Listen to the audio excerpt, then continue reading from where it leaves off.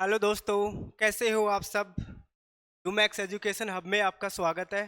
मैं आपका दोस्त राम रतन आज आपके लिए लेकर आया हूँ एक बेहतरीन टॉपिक। यह टॉपिक हमारे कॉम्प्लेक्स एनालिसिस के अंतर्गत आता है, जो कि हमारे टॉपिक का नाम है सिंगुलरिटी। सिंगुलरिटी से हर बार एक क्वेश्चन पूछा जाता है। हम बात करते हैं डी टी प्लस बी की, तो हमेशा एक क्वेश्चन पूछा जाता है। और इसके बाद में मैं नेक्स्ट टॉपिक लेने वाला हूँ रेजिड्यू, अवशेष। अवशेष से भी हर बार एक से दो क्वेश्चन पूछे जाते हैं। टोटल कॉम्प्लेक्स एनालिसिस से 7 से 8 क्वेश्चन पूछे जाते हैं, जिसमें अपन 2 से 3 क्वेश्चन का मैटर इस क्लास में अब करने वाले हैं। हम कॉम्प्लेक्स एनालिसिस में जानते हैं कि कोई भी फलन अपना एनालिटिक या विश्लेषिक फलन कब होगा। एनालिटिक फलन हमारा जब हमारे पास में कोई भी विचित्र बिंदु प्राप्त नहीं होते हैं, तो वो फलन हमारे पास में एनालिटिक बोले तो विश्लेषिक फलन होता है।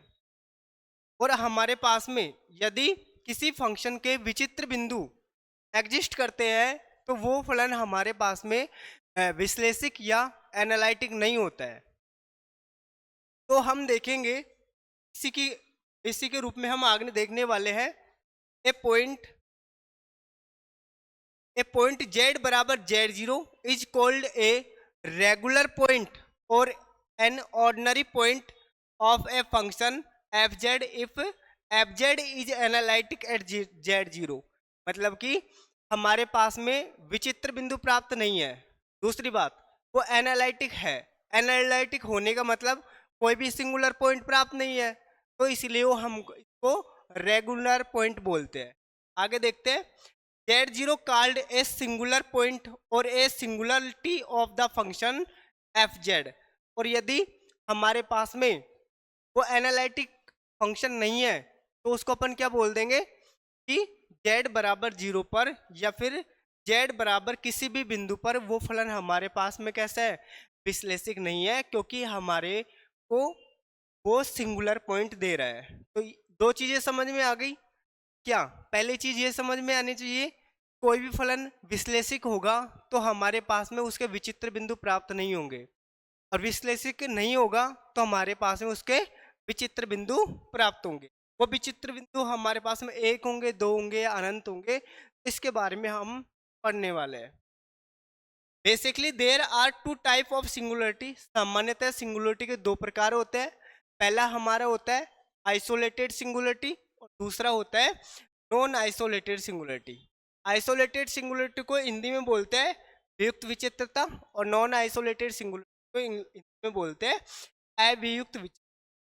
तो वियुक्त विचित्रता और अवियुक्त विचित्रता का सामान्य से अर्थ अपन को ये रखना है।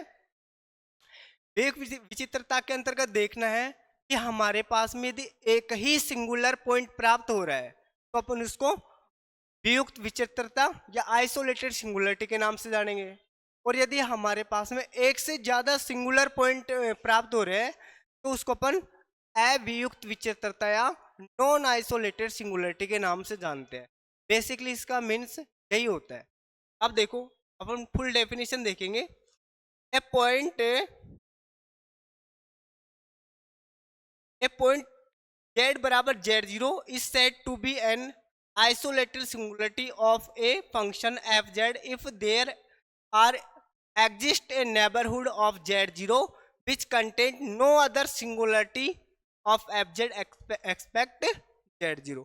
मतलब z0 के अलावा कोई भी अदर सिंगुलरिटी प्राप्त नहीं करता है, तो उसको अपन क्या बोलते हैं, आइसोलेटेड सिंगुलरिटी के नाम से जानते हैं।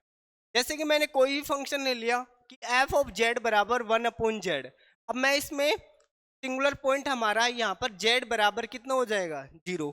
तो z बराबर 0 को मैं हटा दूंगा यहाँ से, तो ही वो हमारा फलन विश्लेषिक होगा। z बराबर 0 पर ये फलन हमारे पास में नहीं होगा, इसलिए z बराबर 0 इसका एक क्या कहलाता है, सिंगुलर पॉइंट या विचित्र बिंदु कहलाता है। दूसरा मैंने एग्जांपल लिया 1/z-1 और z-2। z-1 और z-2 इनको मैं 0 के इक्वल रखूंगा, तो हमारे पास में तो z बराबर 1 प्राप्त होगा, एक z बराबर 2 प्राप्त होगा। मतलब z बराबर 1 और 2 हमारे पास में ऐसे बिंदु है जिन पर हमारा फलन विश्लेषक नहीं होगा, तो इन बिंदुओं को हम सिंगुलर बिंदु के नाम से जानते हैं। तो इस फंक्शन की जी जेड की फंक्शन है तो उसकी सिंगुलरिटी हमारे पास में 1 और 2 हो जाएगी। तो इसको अपन 1 से के रूप में इस प्रकार से जानते हैं। नेक्स्ट एग्जांपल है हमारा एफ ऑफ जेड बराबर Z square upon Z plus 1 और जेड माइनस का 3। यहाँ पर हमारे पास में जेड के दो मान प्राप्त होते हैं, जेड बराबर -1 और जेड बराबर 3। तो इन बिंदुओं के निष्कासित प्रतिवेश में अन्य कोई बिंदु नहीं हो सकता, इसलिए जेड बराबर -1 और जेड बराबर 3 फलन एफ जेड की वियुक्त होती है। तो आपको समझ में आया आइसोलेटेड सिंगुलरिटी क्या होती है? कि वे बिंदु जिन पर फलन हमारा विश्लेषक नहीं होता है उनको विचित्र बिंदु के नाम से जानते हैं। और आइसोलेटेड सिंगुलरिटी में हमारे पास एक ही विचित्र बिंदु या लिमिटेड विचित्र बिंदु हमारे पास में आते हैं, तो उसको अपन आइसोलेटेड सिंगुलरिटी के नाम से जानते हैं और इन बिंदुओं को अपन विचित्र बिंदु बोलते हैं। तो ये थी हमारी आइसोलेटेड सिंगुलरिटी। हम सेकंड देखेंगे नॉन आइसोलेटेड सिंगुलरिटी, या बोले तो अवियुक्त विचित्रता है। अब बोलते हैं non isolated singularity. A point z बराबर z0 is called a non-isolated singularity of a function fz if every neighborhood of z0 contains at least one singularity of fz other than z0। मतलब z0 के अलावा कम से कम एक और ऐसा बिंदु हमारे पास में एग्जिस्ट करना चाहिए जिस पर हमारा फलन क्या हो, विश्लेषिक नहीं हो, एनालिटिक नहीं हो, तो उसको अपन नॉन आइसोलेटेड सिंगुलरिटी के नाम से जानते हैं। एक तो हो z0 एक पॉइंट तो हो, लेकिन एक के अलावा और भी होना चाहिए। यदि ऐसा है तो उसको भैया हम नॉन आइसोलेटेड सिंगुलरिटी या अवियुक्त विचित्रता के नाम से जानते हैं। अब देखो मैंने एग्जांपल लिया z-2 upon Z square sine 1 upon z-1 और z, ये हमारा कोई भी फंक्शन है जो कि z-2 ये हमारा ऊपर का बिंदु है, इसे जेड स्क्वायर है। जेड स्क्वायर को मैं 0 के बराबर रखूंगा तो z बराबर 1.0 होगा। दूसरी बात z-1 को 0 के बराबर रखूंगा तो z बराबर 1 होगा। तो हमारे पास में दो बिंदु प्राप्त हो रहे हैं, z बराबर 1 और z बराबर।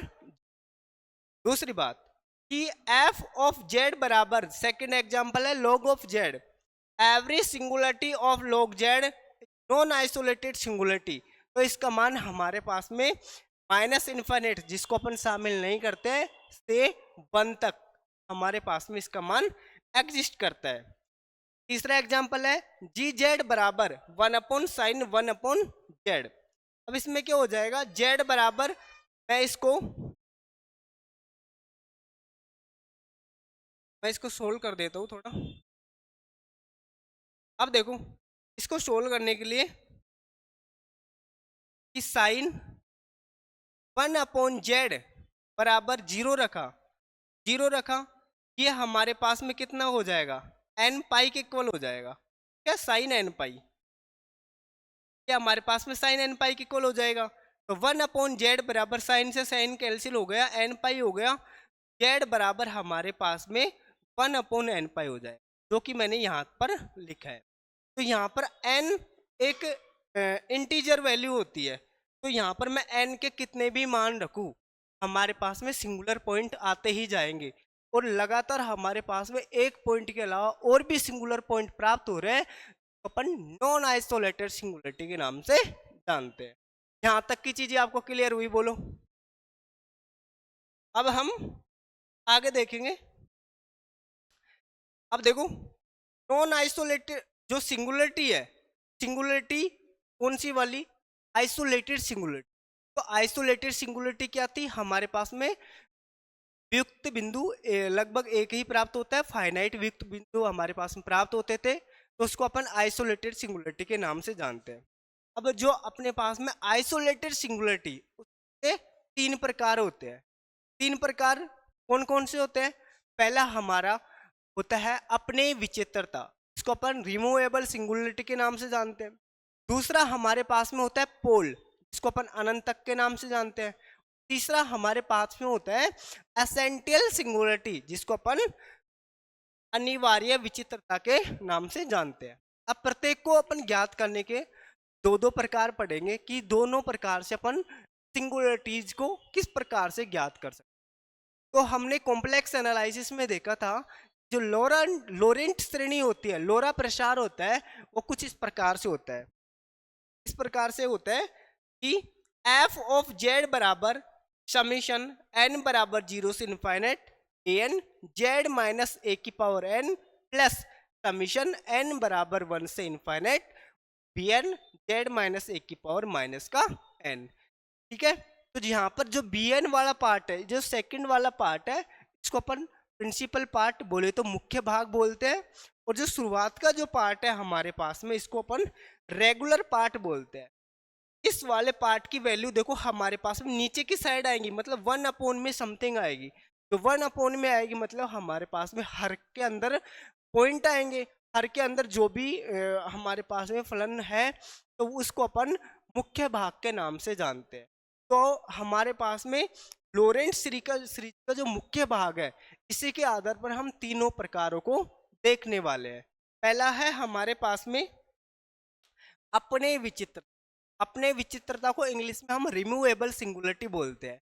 अपने विचित्रता क्या होती है, जो लोरेंट सीरीज होती है हमारे पास में, इसका जो मुख्य भाग है, मतलब जो हर वाला पार्ट है, यदि हमारे पास में कोई भी पद नहीं आ रहा है, तो नीचे जेड या जो भी हमारा फंक्शन दिया हुआ है उसका हर में कोई भी पद नहीं आ रहा है, तो उसको अपन रिमूवेबल सिंगुलरिटी या बोले तो अपने विचित्रता के नाम से जानते हैं।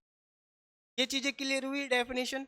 हम देखेंगे अब साइन जेड। अब देखो जो हमारा साइन जेड अपॉन जेड है, ये केवल जेड बराबर 0 पर डिफाइन नहीं है, इसके अलावा ये प्रत्येक बिंदु पर डिफाइन होता है। जैसे कि मैं इसका प्रसार करके देखता हूँ कि sine z upon z, okay. अब मैं इसका लोरेंट सीरीज से अपन प्रसार करेंगे तो अपने पास में 1/z वैसे की वैसे। साइन जेड का प्रसार क्या होता है, अपन जानते हैं साइन जेड का प्रसार विषम घातों के अंतर्गत आता है। तो विषम घातों के अंतर्गत आएगा Z minus Z cube upon factorial 3 plus alternate चलता है जेड 5 अपॉन फैक्टोरियल 5। कुछ इस प्रकार से ये हमारे पास में चलता जाता है, ओके। अब देखो मैं इस जेड को अंदर मल्टीप्लाई कर देता हूँ तो हमारे पास में 1 माइनस पर बच जाएगा z square upon factorial 3 plus पर बच जाएगा जेड 4 अपॉन फैक्टोरियल 5। तो आप एक चीज देख पा रहे हो कि यहाँ पर जो हमारा हर वाला पार्ट है, नीचे वाला पार्ट है, इसमें हमारे पास जेड के रूप में भैया कोई भी फंक्शन प्राप्त नहीं हो रहा है, कोई भी पॉइंट प्राप्त नहीं हो रहा है। जब नीचे वाले पार्ट में जेड की जगह कुछ भी हमारे पास में प्राप्त नहीं हो रहा है तो उस चीज को अपन क्या बोलते हैं, अपने विचित्रता बोलते हैं। तो विचित्रता का ये प्रकार हमारे पास में कौन सा होगा, अपनेय विचित्रता होगी। अपने विचित्रता पूछे कि भाई कौन से बिंदु पर होगी, तो ये जेड बराबर 2 पर अपने विचित्रता होगी। एक बार इस कॉन्सेप्ट को देखो आप, उसके बाद में हम आगे करने वाले हैं।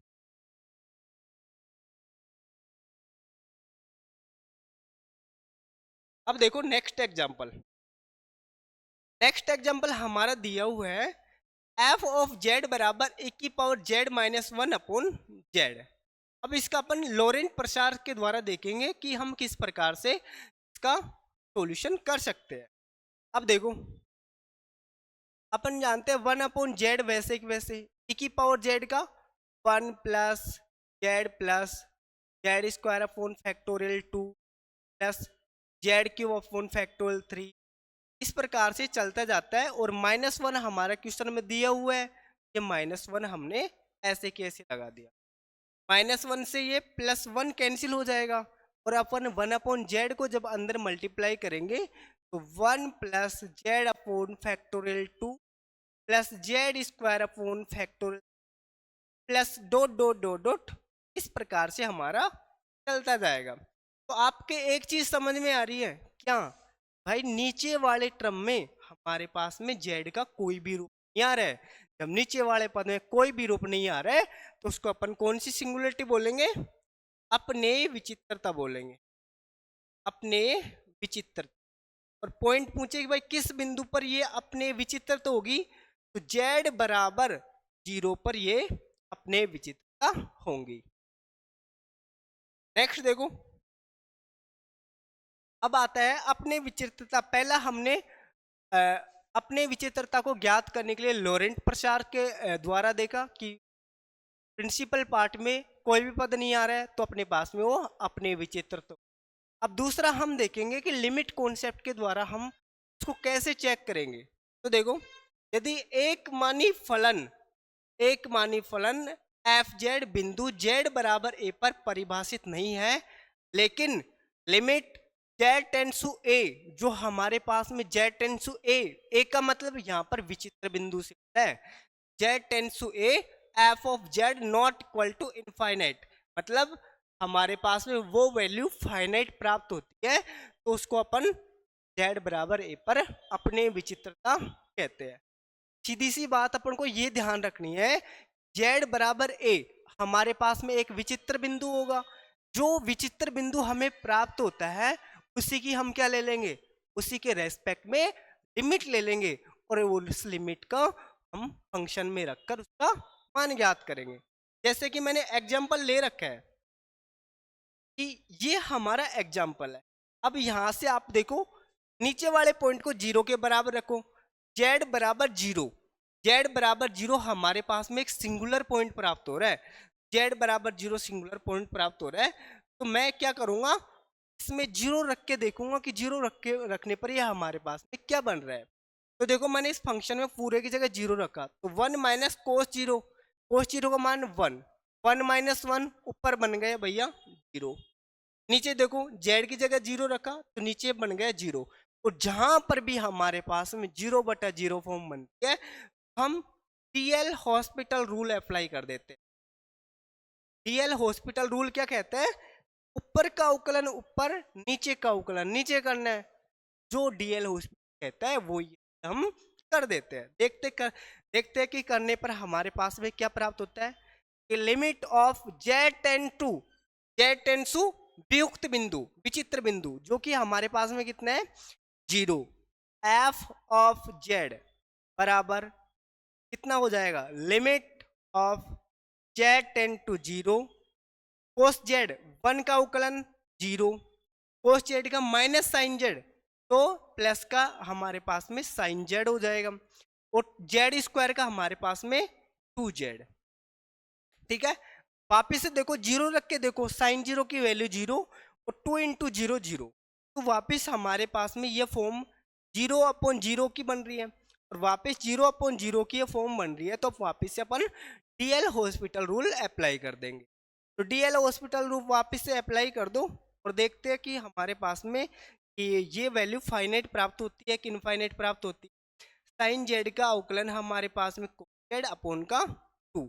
अब 0 रख के देखो, तो देखो कोस 0 की वैल्यू 1 और अपॉन का 2, तो 1/2 हमारे पास में कैसी वैल्यू प्राप्त हो रही है, फाइनाइट वैल्यू प्राप्त हो रही है। और जब भी हमारे पास में लिमिट के अंदर वियुक्त बिंदु रखने पर उसके रेस्पेक्ट में मान ज्ञात करते हैं तो फाइनाइट वैल्यू आ जाती है।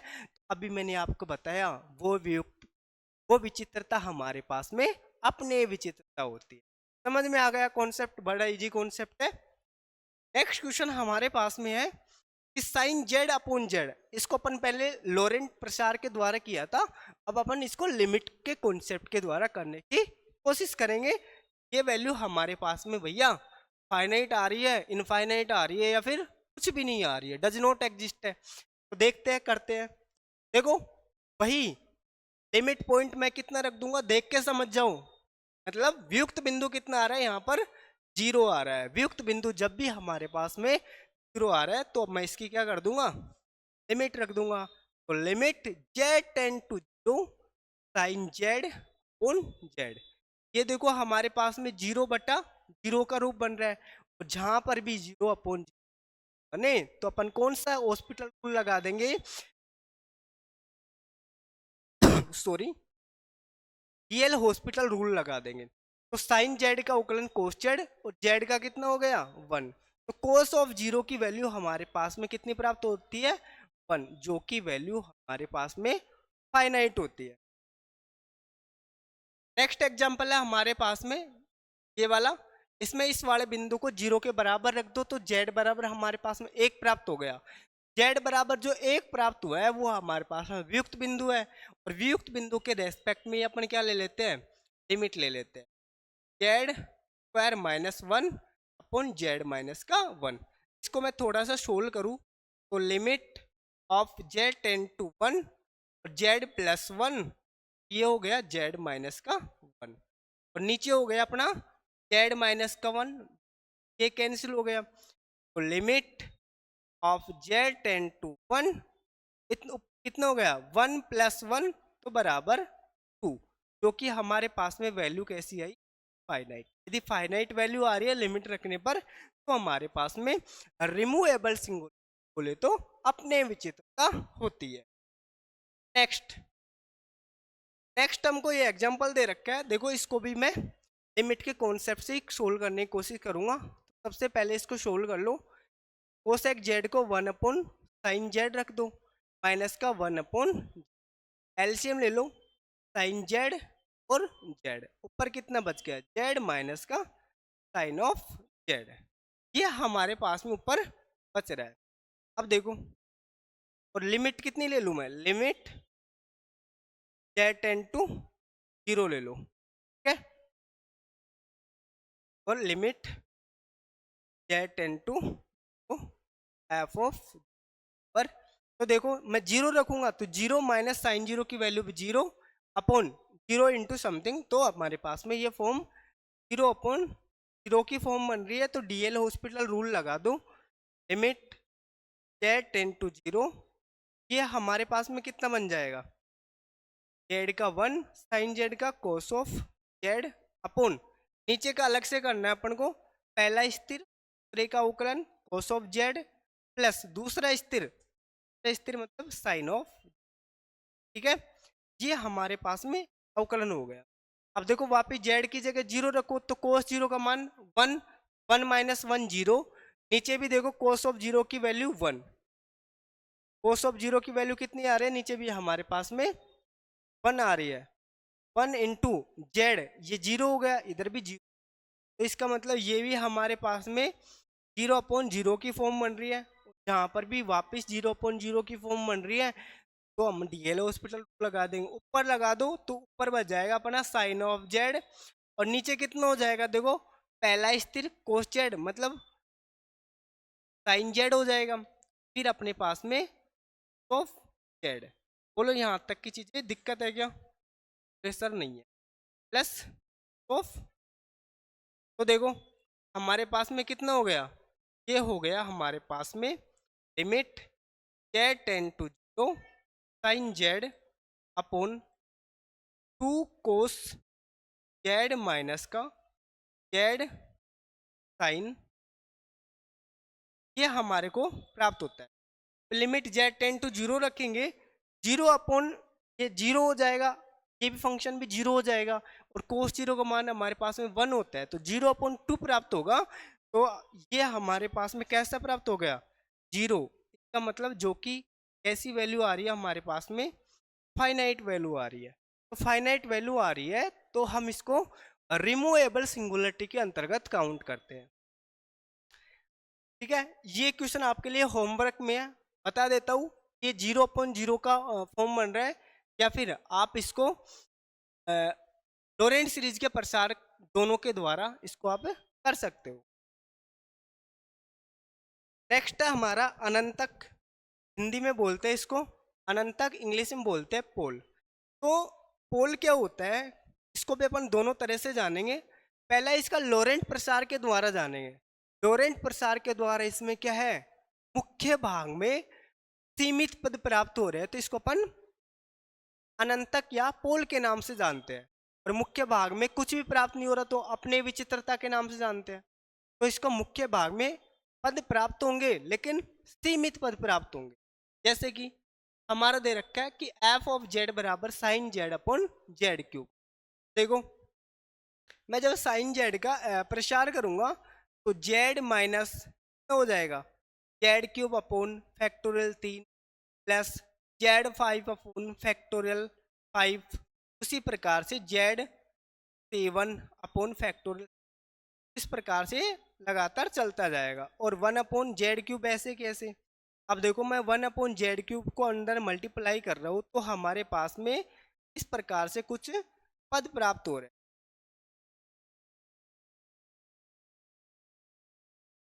ठीक है, प्रकार से ये पद प्राप्त हो रहा है।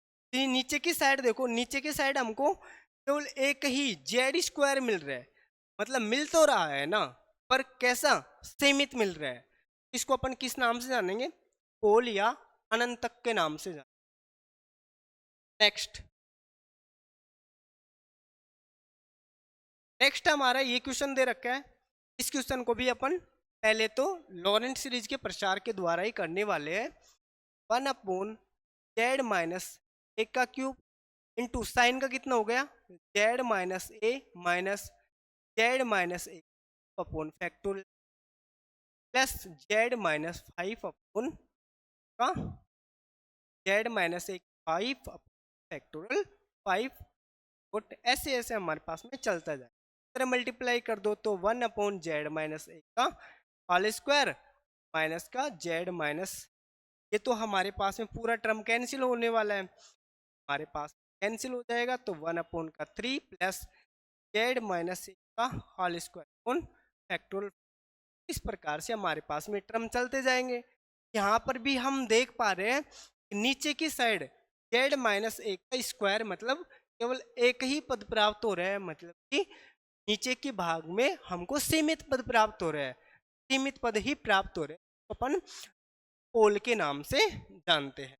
ये क्वेश्चन मैंने आपको होमवर्क के लिए दिया है कि आप का लोरेंट जो प्रसार है उसके द्वारा इसका सॉल्यूशन। नेक्स्ट हमको ये क्वेश्चन दे रखा है। इस क्वेश्चन में भी हम क्या करेंगे, लोरेंट प्रसार के द्वारा करेंगे। देखो 1 अपॉन जेड माइनस 2 का 4 और 1 प्लस जेड मतलब z minus 2 plus z square मतलब जेड माइनस 2 का whole square upon factorial 2 plus z cube मतलब जेड माइनस 2 का cube upon factorial 3 plus z minus 4 का जेड माइनस 2 का 4 अपॉन, कुछ इस प्रकार से ये पद हमारे पास में चलते जाते हैं। ये पद चलते जाते हैं तो मैं इसका क्या कर दूंगा, अंदर की साइड मल्टीप्लाई कर दूंगा, अंदर की या मल्टीप्लाई कर दो तो आपके पास में इस प्रकार से ये पद प्राप्त होते जाएंगे। देखो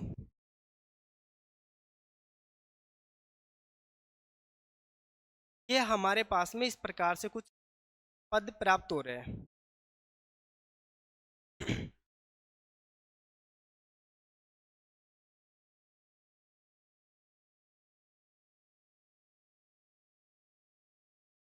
ये हमारे पास में इस प्रकार से पद प्राप्त हो रहे हैं।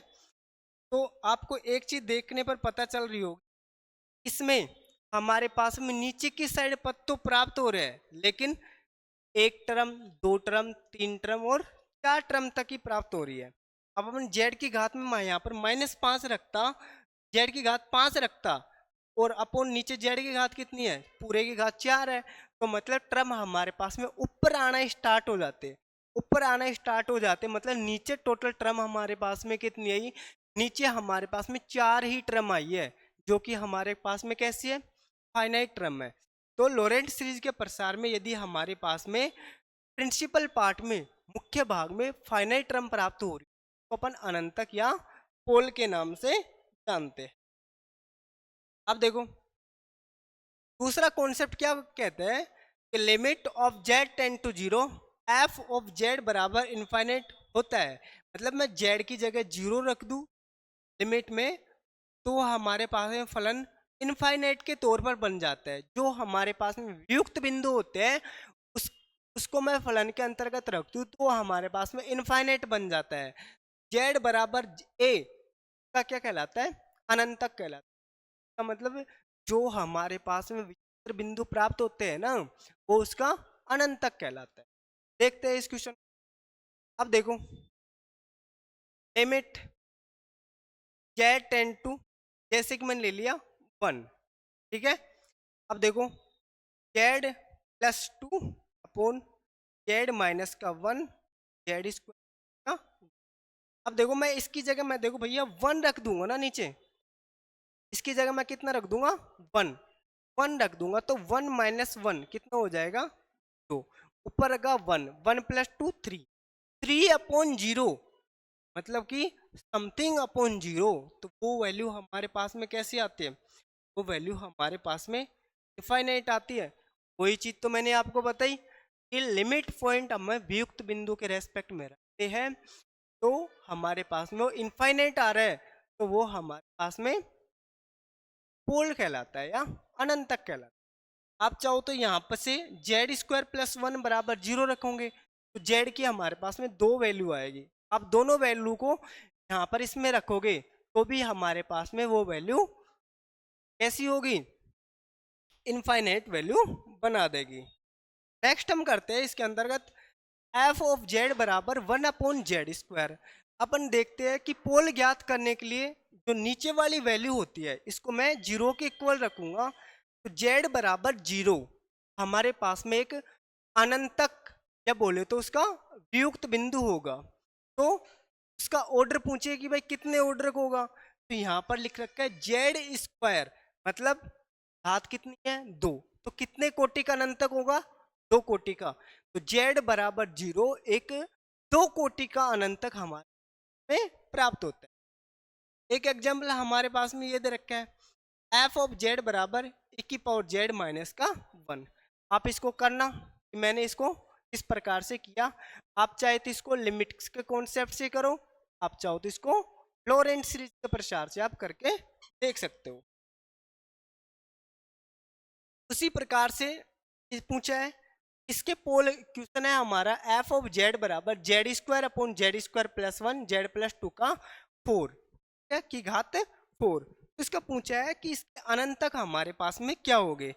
अनंतक हमको दिख रहा है जेड स्क्वायर प्लस 1 बराबर मैं 0 करूंगा तो जेड बराबर एक तो प्लस आयोटा एक माइनस आयोटा, दो वैल्यू हमारे पास में इसकी प्राप्त होगी। इसी प्रकार से जेड प्लस 2 बराबर 0 रखूंगा तो जेड बराबर हमारे पास में -2 प्राप्त होगा।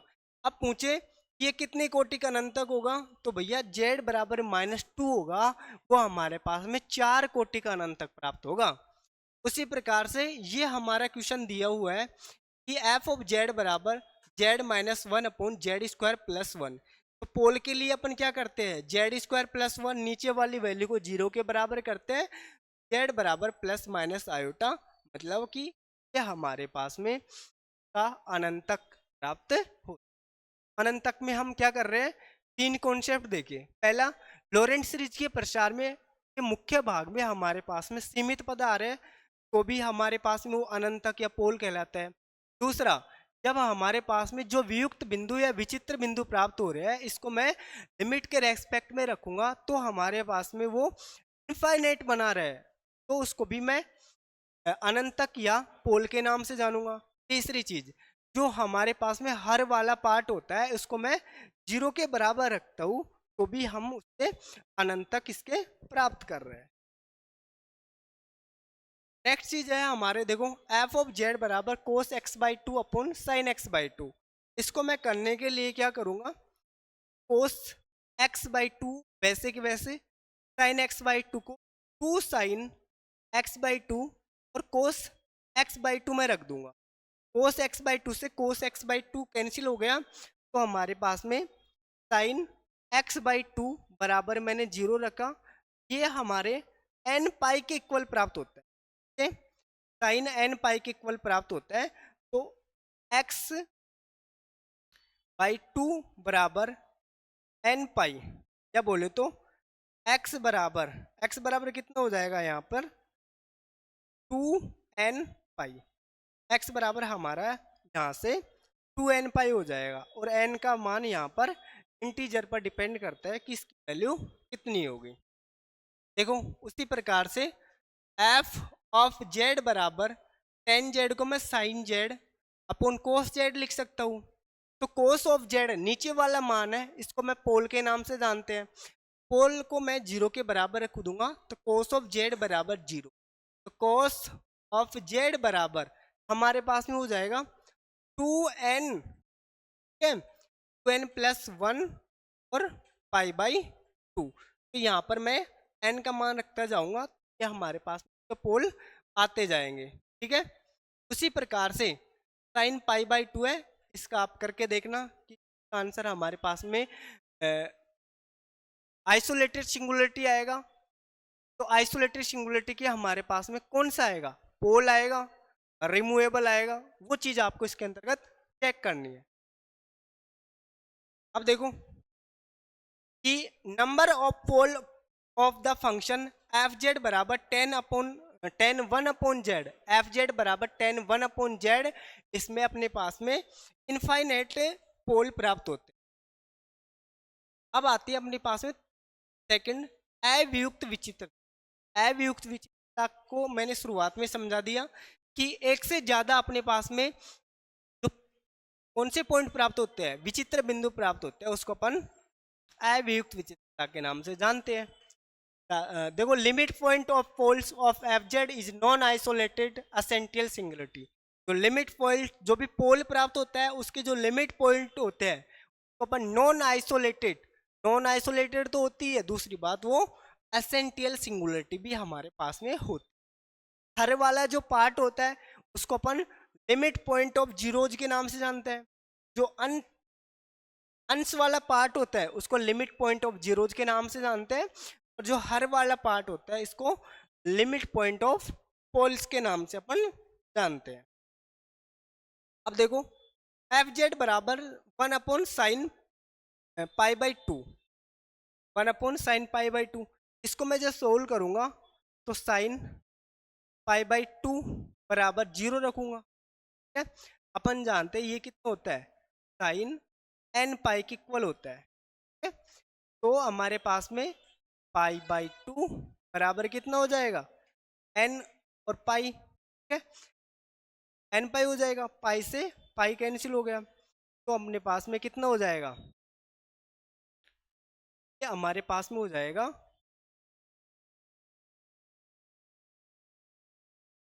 हाँ, तो ये हमारे पास में कितना हो जाएगा एन 2n, ठीक है। तो मैं देख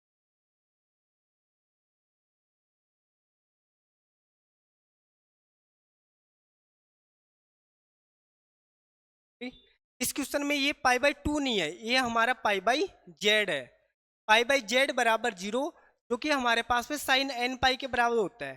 तो जेड बराबर हमारे पास में कितना हो गया, जेड बराबर हमारे पास में 1 अपॉन जेड बराबर हमारे पास में एन हो गया। तो जेड बराबर हमारे पास में कितना हो गया, एन हो गया। तो limit of z tend to 0, ठीक है, ऑफ एफ ऑफ जेड, यहाँ पर 1 अपॉन जो एन है इसकी जगह मैं 0 रखूंगा तो हमारे पास में ये इनफाइनाइट आ जाएगा। इनफाइनाइट आ जाने का मतलब है वो हमारे पास में एग्जिस्ट ही नहीं कर रहा है। बोलो ये चीज आपके समझ में आ गई कि नहीं आ रही,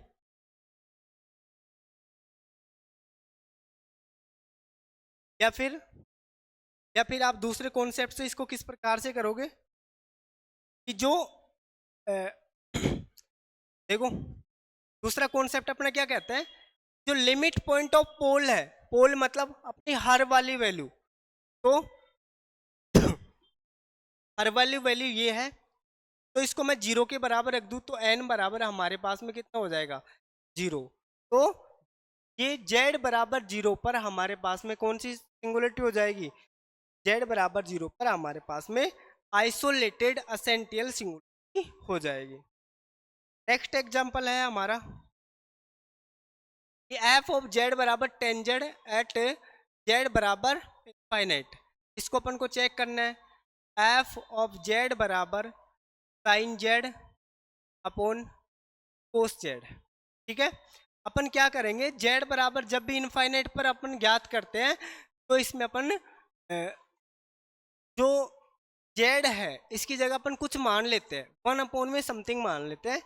जैसे कि मैंने मान लिया जेड की जगह 1/W मान लिया, तो 1/W हो जाएगा बराबर sign 1/W cos of 1/W। ठीक है। अब यहाँ पर ऊपर वाली वैल्यू से तो हमारे पास में जानते हैं कि साइन 1/W तो आइसोलेटेड एसेंटियल सिंगुलरिटी प्राप्त होती है, और नीचे वाली जो हर वाली वैल्यू है इससे नॉन आइसोलेटेड एसेंटियल जो सिंगुलरिटी है हमारे को प्राप्त होती है। जब ये वैल्यू हम रखेंगे तो हमारे पास में कोस 1/W बराबर 0, इसको मैं लिख सकता हूँ 2n+1 और पाई बाई। अब देखो तो 1/W बराबर कितना हो जाएगा 2n+1 पाई बाई 2।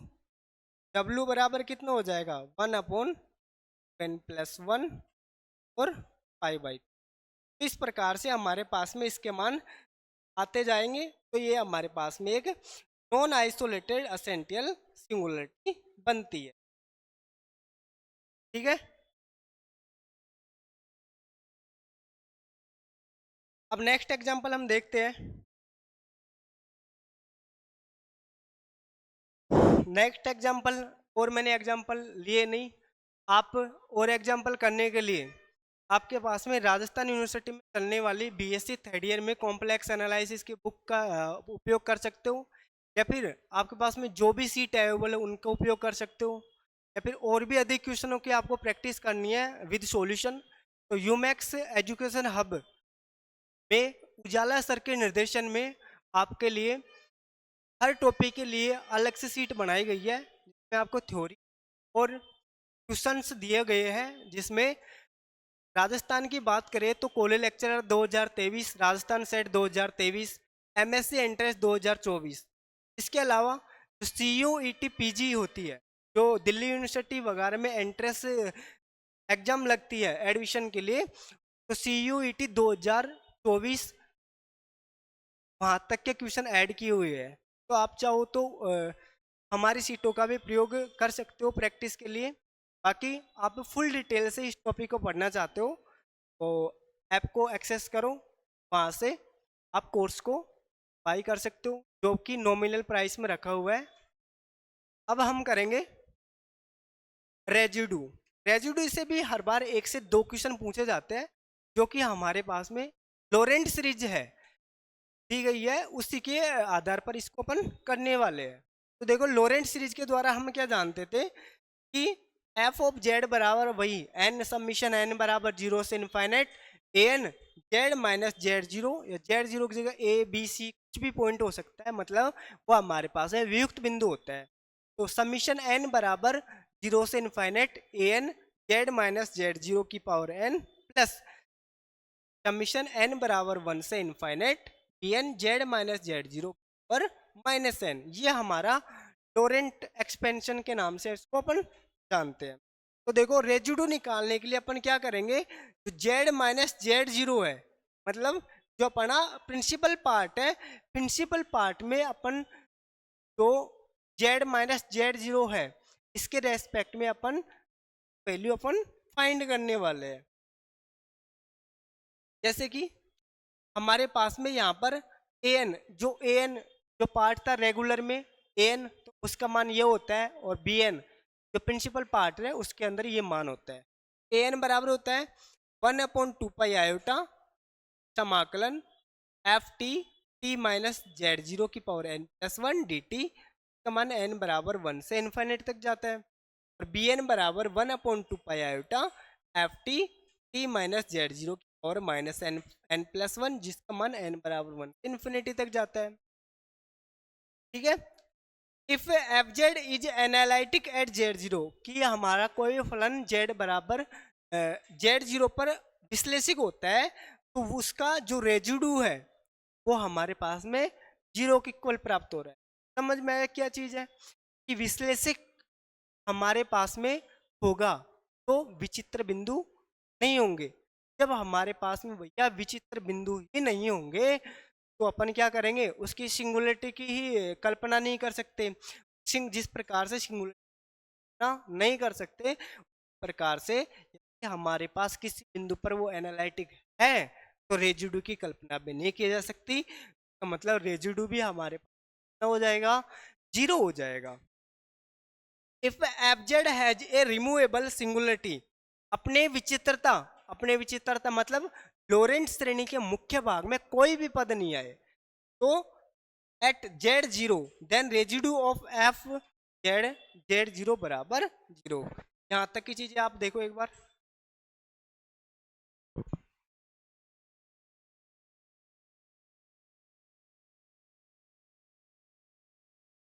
जैसे कि मैंने एक एग्जांपल लिया है इसके ऊपर, एग्जांपल है वही अपना साइन जेड अपॉन जेड। तो इसका जब मैंने एक्सपेंशन किया तो हमारे पास में ये इस प्रकार से आ रहा है कि मुख्य भाग मतलब नीचे की साइड कोई भी पद नहीं है, जब नीचे की साइड कोई भी पद नहीं है हमारे पास में रिमूवेबल सिंगुलरिटी प्राप्त होगी, रेजिड्यू हमारे पास जीरो के इक्वल प्राप्त होगा। अब देखो अवशेष निकालने के हम तीन प्रकार देखेंगे, पहले साधारण अनंतक, फिर एम कोटि का अनंतक, फिर इनफाइनाइट पर अपन अनंतक देखने वाले। पहला है अपना साधारण अनंतक।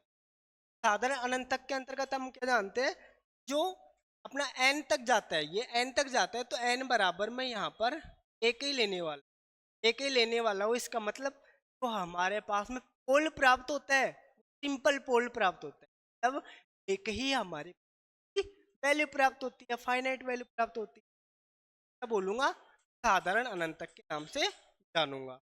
एफ ऑफ जेड बराबर एन बराबर zero finite a n z minus z n plus summation n बराबर one finite b n z minus z s one. अब देखो वही हम ऐसे की वैसे है, मैं इनवर्स दे रखा है तो मैंने इसको नीचे लिख दिया। यहाँ तक कि कोई बोलो दिक्कत है क्या, बोले सर नहीं है। अब देखो मैंने जेड माइनस जेड जीरो है, मैंने इधर अंदर मल्टीप्लाई कर दिया, एलसीएम ले लिया, टोटल मिला के बात ऐसी, एलसीएम लेके मैंने इसको अंदर इधर की साइड मल्टीप्लाई कर दिया, क्या हमारे पास बन जाएगा z minus z zero f of z बराबर से भी मल्टीप्लाई होगा जेड माइनस जेड जीरो समीशन एन बराबर zero at a n z minus z पर एन। देखो एक बार इस आप चेक कर लो, लेना चाहो तो समझ में आ रहा है। नेक्स्ट देखो, तो लिमिट मैंने जेड टेंस यहाँ पर जीरो ले ली, z minus z zero f of z, limit मैंने जेड बराबर ये जीरो ली, ये पूरा फंक्शन हमारे पास में जीरो के इक्वल हो जाएगा, जीरो रखूंगा तो जीरो हो जाएगा, पूरा हमारे पास जीरो के इक्वल हो जाएगा, टोटल मिला के हमारे ये b1 बच जाएगा b1। तो क्योंकि मैंने n बराबर वन लिया है इसलिए मैंने इसको b1 बोला है, b1 बराबर कितना आ जाएगा, limit z ten to z zero z minus z तो एफ जेड। एक बार इसको देखो आप, समझ में आया कि नहीं आया, कुछ भी नहीं किया है मैंने, तो अपना लोरेंट सीरीज दे रखी है में मैंने जो बी वाला पार्ट है के पार्ट है इसमें n बराबर वन रखा है, फिर एलसीएम लेके इधर मल्टीप्लाई किया है, फिर लिमिट जेड टेन टू मैंने जेड जीरो से हमारे पास में केवल इधर बी वन वाला पार्ट बचता है, limit z ten to z zero z minus z f of z प्राप्त होता है। आपको क्या चीज समझ में आई, तो हमारे पास में युक्त बिंदु होता है जेड माइनस जेड जीरो, हमारे पास में वियुक्त बिंदु प्राप्त होगा, उसको अपन जो अपना फलन दे रखे है ना भाई से मल्टीप्लाई कर देंगे, वियुक्त बिंदु को अपन एक तरह से फलन से मल्टीप्लाई कर देंगे, ये ऐसा करते हैं तो ना साधारण अनंतक आ जाता है। अब देखो जैसे कि मैंने लिया है एफ ऑफ जेड बराबर Z square plus one upon Z plus, ऊपर वाली चीज से कोई मतलब नहीं है अपन को काम कहाँ से, पोल जो कि हर में प्राप्त होते हैं, जेड प्लस तीन बराबर जीरो तो जेड बराबर हमारे पास में माइनस तीन, जो कि कैसा है सिंपल पोल है, साधारण अनंतक है, तो मैं इसके रेस्पेक्ट में लिमिट ले लूंगा, अपन क्या जानते हैं लिमिट जेड टेन तो Z minus z zero into f z, Z minus z zero z minus z zero z minus minus का तीन, टोटल मिला के कितना Z plus multiply by Z square plus 2 upon Z plus 3 बन जाएगा। Z plus 3 से अपना Z plus 3 जब कैंसिल हो जाएगा ये, तो लिमिट जेड बराबर -3 रखेंगे तो -3 का स्क्वायर 9 हो गया प्लस 2, टोटल मिला के हम पास में कितना प्राप्त हुआ बोलो, 11 प्राप्त हुआ है। रेज्यू प्राप्त हुआ, 11 प्राप्त हुआ। सिंपल अनंत तक ज्ञात करना शायद आपको समझ आया होगा। अपन को कुछ भी नहीं करना है, जो भी हमारे पास में युक्त बिंदु है वो अपन जेड में से घटा करके और एफ जेड से मल्टीप्लाई कर देंगे। तो ऐसा करने पर हमारे पास साधारण अनंत, देखो मैं सारी चीजों को में कनेक्ट करने की कोशिश, Z square upon Z square plus 4, नीचे वाली वैल्यू को अपन 0 के बराबर रख देंगे। Z square plus z plus 2 आइटा और जेड माइनस 2 आइटा लिख दिया। यहाँ पर अपने पास -2 आइटा 2 आइटा प्राप्त होंगे। अब देखो आप इसको स्वयं करना किस प्रकार से करोगे, आपको मैं एक बार बता देता हूँ। अपन के पास में सिंपल पोल है, तो सिंपल पोल है तो अपन क्या करेंगे, लिमिट जेड टेन टू, पहले तो 2 आयोटा वाले ले लो, ठीक है। तो अपना कितना हो जाएगा, जेड माइनस का 2 iota Z square upon Z plus का 2 आयोटा जेड माइनस का 2 आयोटा। कुछ भी नहीं करना है, मैंने कुछ भी किया। तो हमारे पास में जेड माइनस का उसको घटाया, तो अपना एफ जेड है इससे मैंने मल्टीप्लाई कर दिया, जेड माइनस जेड इससे अपना कैंसिल हो गया। अब लिमिट रख दो, जेड 2 आयोटा का स्क्वायर हो जाएगा, नीचे कितना हो जाएगा, जेड है 2 आयोटा प्लस 2 आयोटा, कितना हो जाएगा अपने पास में माइनस का 4 हो जाएगा अपोन आयोटा। बोलो, 2 iota square -1 square 4, 2 iota plus 2 iota हमारे पास में गया 4 हो गया, पास में -1 आयोटा प्राप्त। और इसको करने के लिए आयोटा से ऊपर नीचे मल्टीप्लाई कर दो, ऊपर कितना हो जाएगा माइनस आयोटा, नीचे आयोटा स्क्वायर का मान -1, -1 से -1 क्या पास में इसका मान आयोटा आ गया, मान कितना आ गया वो पास में आयोटा आ गया। फिर लिमिट आप ज्ञात करना चाहो तो लिमिट ऑफ, दूसरा पॉइंट पास में माइनस का 2 आयोटा है, जेड टेन टू माइनस का 2 आयोटा ले लो, जेड टेन टू माइनस का 2 आयोटा लूंगा, ये हमारे पास में बन जाएगा जेड प्लस 2 आयोटा और Z square upon Z plus 2 iota z minus का, जेड प्लस 2 आयोटा से ये कैंसिल हो जाएगा, ऊपर उसका मान रख लो माइनस का 2 आयोटा का स्क्वायर अपॉन का माइनस का। आप इसको सोल्व करो तो आपके पास में वो भी अनंत तक प्राप्त होगा, वो हमारे पास में एक साधारण अनंत तक। तो रेजिड्यू आपको समझ में आ गया, साधारण तरीके से इसका रेजिड्यू कैसे निकालते हैं ये आपके समझ में आ गया होगा। अब अपन को निकालना है एम कोटि का कोई भी जो ना एम कोटि का घन दे रखा है, तो उसको अपन किस प्रकार से उसका रेजिड्यू निकालते हैं वो हम देखने वाले। देखो तो इसके लिए तो B1 वाला पार्ट है कैलकुलेशन नंबर, समय पाबंदी को देखते हुए मैंने इसको शॉर्ट रूप में, तो आपको याद रखना है B1 बराबर limit of z ten to a 1 upon जो भी घात दी होगी वो हमारे पास में m है, 1 upon m minus 1 factorial d m minus 1 upon z m minus 1 z minus a की m इंटू एफ जेड। जैसे कि हमारे पास में ये फलन दे रखा है एफ ऑफ जेड बराबर cot pi z upon z minus a का होल स्क्वायर। अब देखना है घात कितनी है हमारे पास में, एम बराबर मैंने कितना रख दिया, limit of z ten to a z बराबर ए जेड माइनस ए बराबर 0, जेड बराबर ए प्राप्त होगी, तो 1 अपॉन -1 का factorial d -1 z -1 z minus a की पावर -1 इंटू एफ जेड कितना है, एफ जेड अपना put pi z upon z minus a का, ठीक है।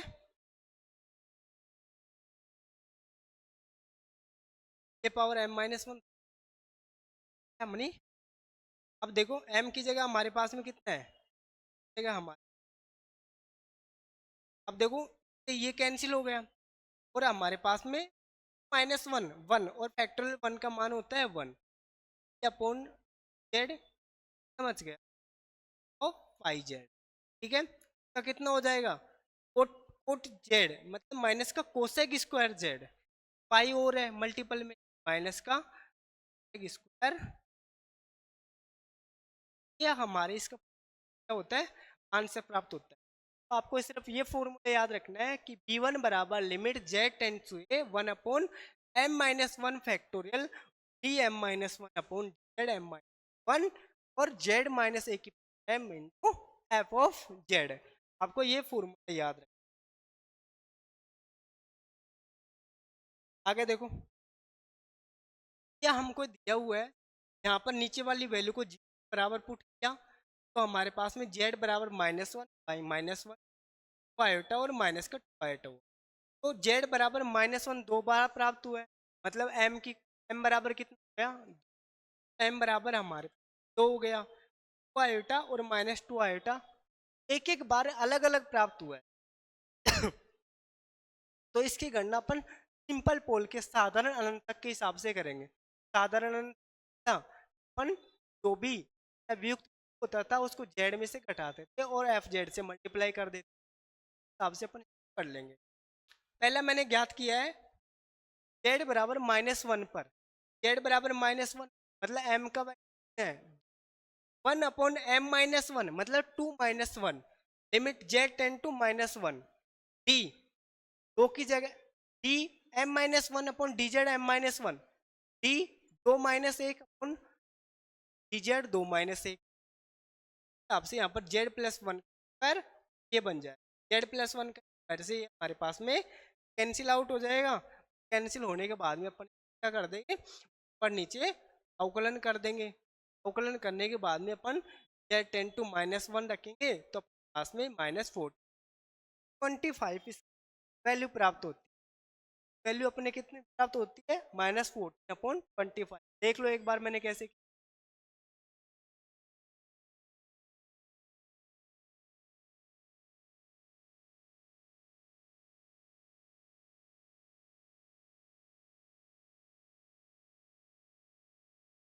अब देखो,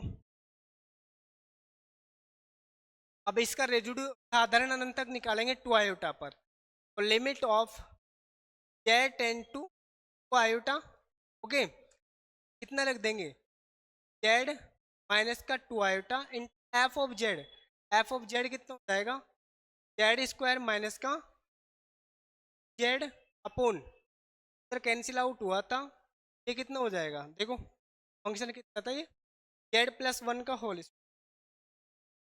जेड प्लस वन का होल स्क्वायर, ये कितना हो जाएगा, जेड प्लस टू आयोटा और जेड माइनस का टू आयोटा, जेड माइनस का टू आयोटा से z minus two iota cancel हो जाएगा, limit z ten to two iota रखेंगे तो मान अपने पास प्राप्त हो जाएगा। इसी प्रकार से दूसरा रेजिड्यू है वो अपन को इस पर प्राप्त करना है, माइनस का टू आयोटा पर प्राप्त करना है।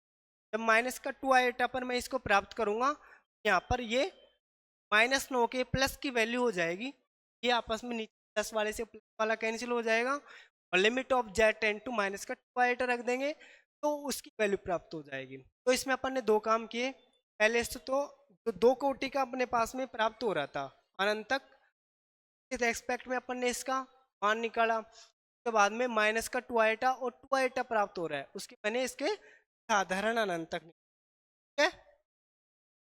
अब आता है अनंत पर अवशेष ज्ञात करना।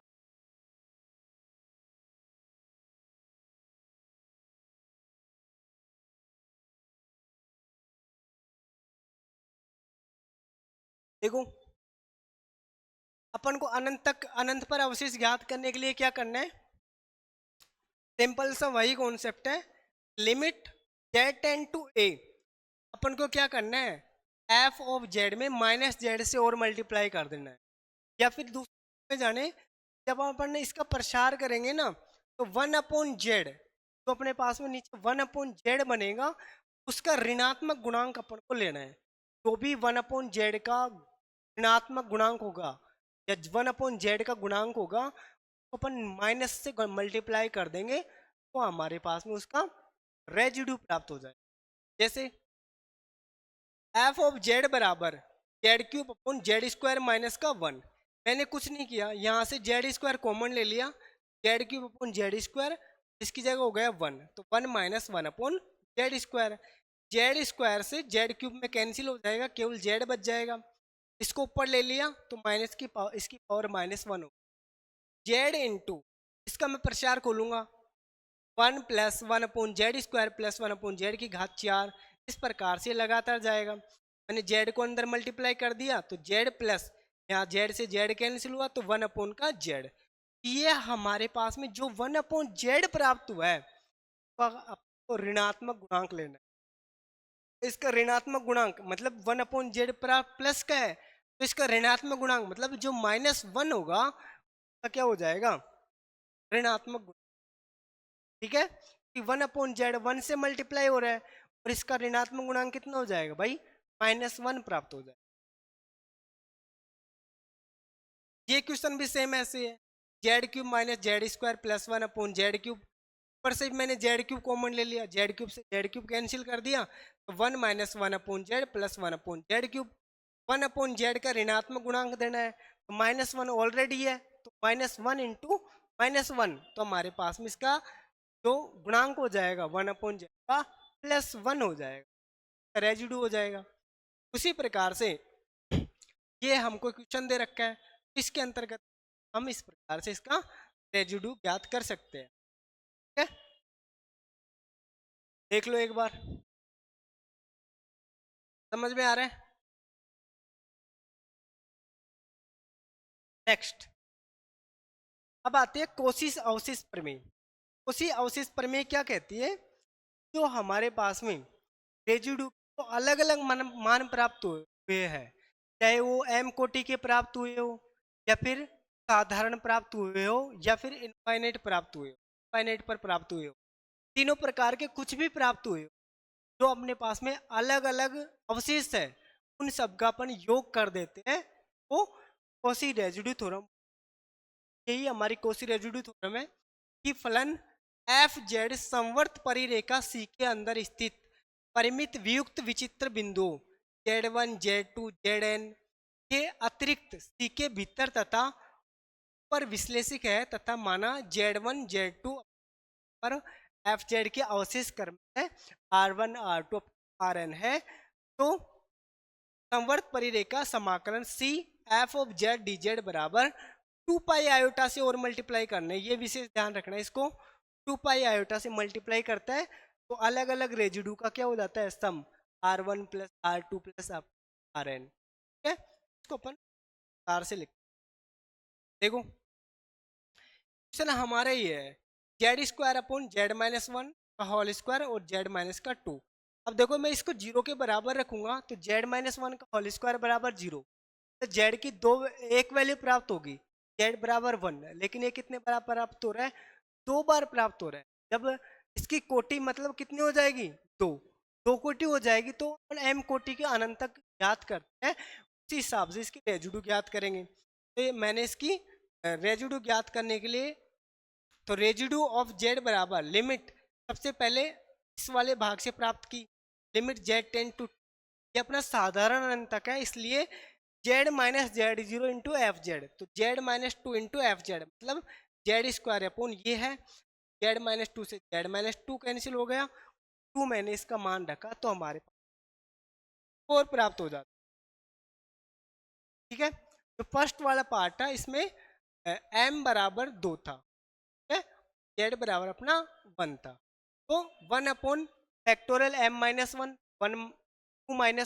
1 हो जाएगा, limit z tend to 1, d z minus कितना था, डी m-1, तो 2 - 1 1 अपॉन डी जेड m-1 1।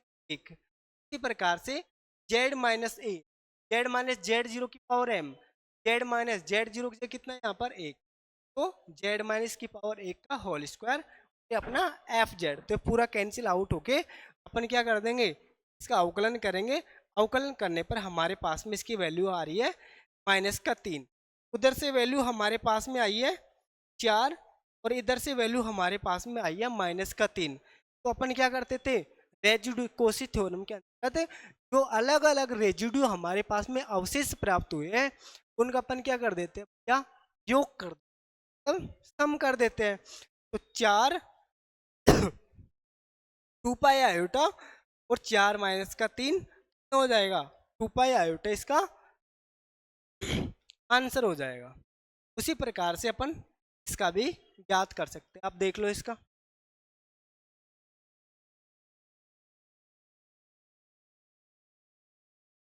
अब आती है हमारे पास में बीजगणित की मूलभूत प्रमेय।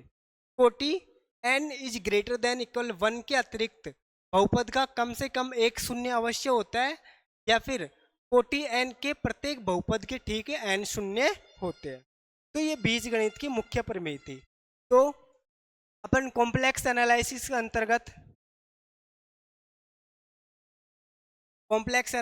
अंतर्गत विश्लेषिक, प्रसमवादी, अनुरेख, प्रतिचित्रण वगैरह ज्ञात करना सीखते हैं। इसके अलावा इसका जो सिलेबस है डीटी में, इसके अंतर्गत पावर सीरीज, रेजिड्यू, सिंगुलरिटी और इसके अलावा मोरेरा थ्योरम्स वगैरह दी हुई है, टेलर सीरीज एक्सपेंशन दी हुई है।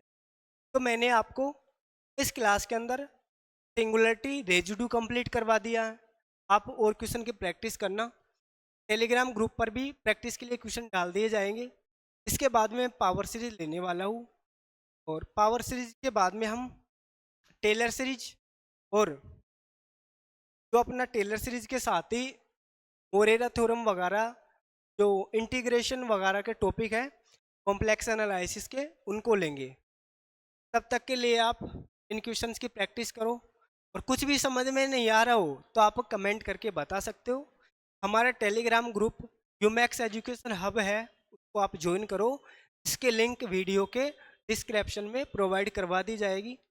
आप चाहो तो हमारे जो 111 टेस्ट है जो RPSC first grade, second grade और DT+V के अनुसार बनाए गए हैं, तो आप उनको खरीद सकते हो, आप उनका टेस्ट दे सकते हो।